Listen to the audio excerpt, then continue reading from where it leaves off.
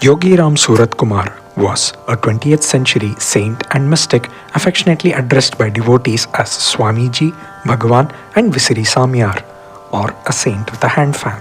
Spent most of his post enlightenment years in Tiruvannamalai, Tamil Nadu.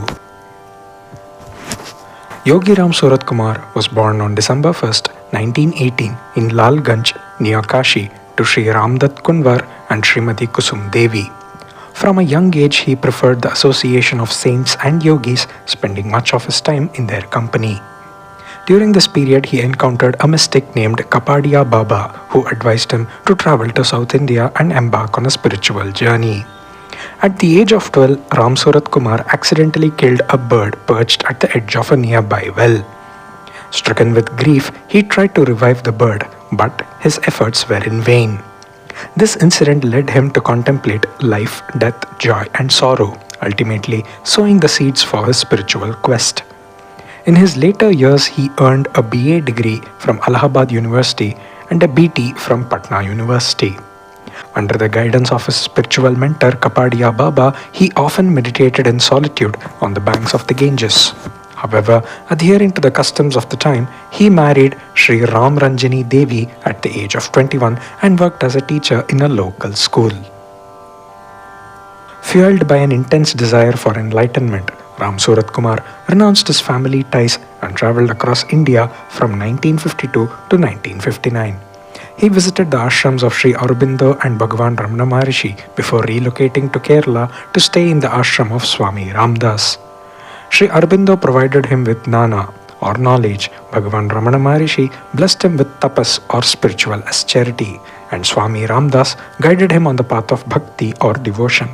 Swami Ramdas, also known as Papa Ramdas, initiated him into the holy mantra Om Shri Ram Jai Ram Jai Jai Ram, which he repeated constantly, thus transcending worldly bondage. After attaining enlightenment, Yogi Ram Surat Kumar became immersed in ecstasy and bliss. He later recounted that Papa Ramdas had finished this beggar once and for all, symbolic of his ego dissolving at the lotus feet of Papa Ramdas. This experience compelled him to assist others on their spiritual journeys. Despite achieving enlightenment, Ram Surat Kumar faced numerous challenges, often wandering like a mad beggar while surrendering completely to the divine will of God. Throughout his journey, he encountered various hardships such as being thrown out from trains into dark, waterlogged fields for ticketless travel, suffering physical beatings from locals, and enduring stone-throwing children for his erratic behavior. He accepted these painful experiences as the divine will, using them to gain insights into human nature, which later formed the basis of his work, which he called his father's work. After 7 years of wandering, Yogi Ram Surat Kumar settled in Tiruvannamalai in 1959. He roamed various locations, frequently visiting the railway station, a tree near the old bus stand, the temple chariot pavilion, and areas within the Arunachaleshwara temple complex. For 14 years, he guided people while seated under a punnai tree near the railway station.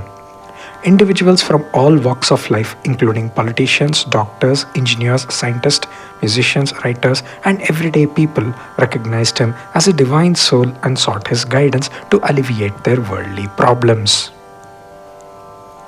In 1976, devotees purchased a house on Sannidhi Street in Tiruvannamalai, which he accepted while continuing to live an austere life, often sleeping on a gunny sack as his bed. He exhibited unique behaviors such as loud laughter, cryptic speech, and a penchant for frequent smoking. He developed deep connections with his devotees, teaching them spiritual practices and encouraging their devotion. Maintaining a simple lifestyle, he shared his food with all who gathered to see him.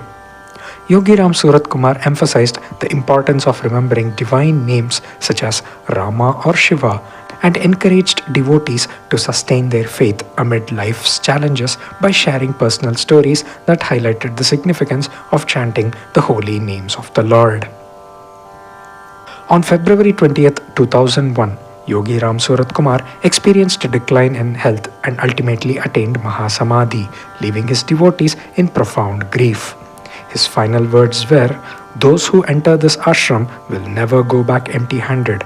My father's blessings are pouring on them like rain. Whether they are aware of it or not, this is the truth. Yogi Ram Surat Kumar, Yogi Ram Surat Kumar, Yogi Ram Surat Kumar, Jaya Guru Raya.